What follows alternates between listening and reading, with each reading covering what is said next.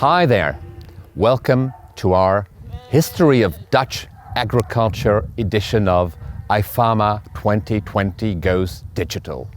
We're here in the Dutch countryside.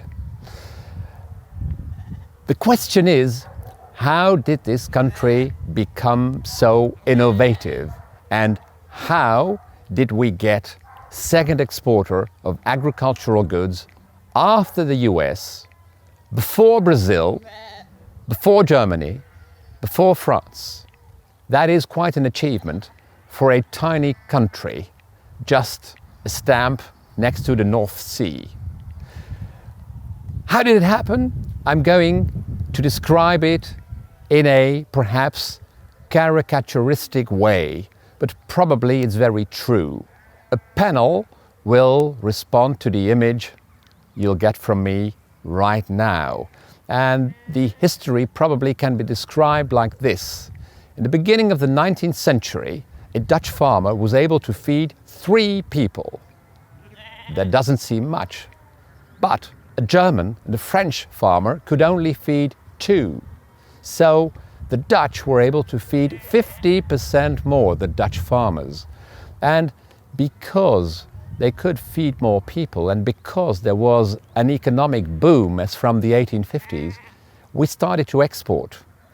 We didn't have necessarily enough to feed our own people, but we sold it to the people who paid for it. And obviously there were some people who paid for it because there was an economic boom. And that is something the Dutch cultivated and really developed. And as from 1886, that is a very important year in Dutch history, the history of Dutch agriculture, we had an agricultural committee.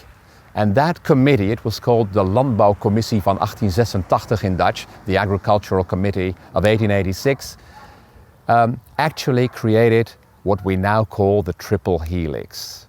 So farmers, academics and governments, and the government, the Dutch government obviously, tried to collaborate and tried to get a farming system, an agricultural system in place that was capable of creating great value at low price, and we could export it.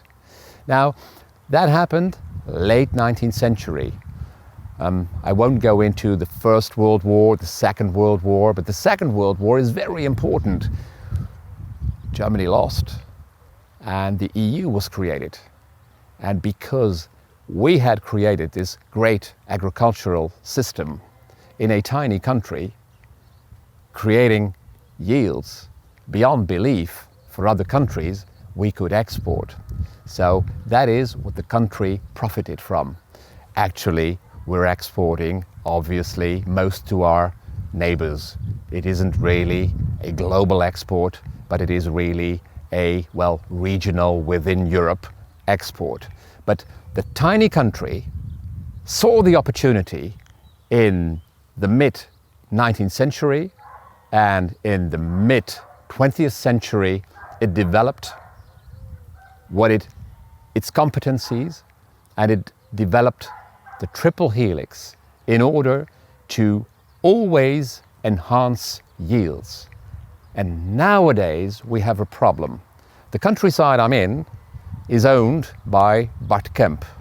He is the guy who started the 1 October movement, farmers' movement, protesting to the Dutch government because of our, what we call, nitrogen crisis. But actually it's not about nitrogen. It is actually a crisis of our system. We cannot produce more and more and more and still gain money. And that is why we need a new S-curve. We need to reinvent ourselves, obviously, based on our competencies. Now, what is coming out of that? That is what we're going to discuss with a panel of Dutch agricultural specialists. That is, people who know our agriculture, the way it used to function, the way it was functioning, and the way it'll have to change in the near future. Please be there, listen to us, and learn how this tiny little country, so-called feeding the world. Obviously that is not what we do. It's just about 1.5%. But we're present in the world market.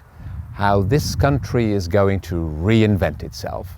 So please attend our next meeting with these experts. Bye.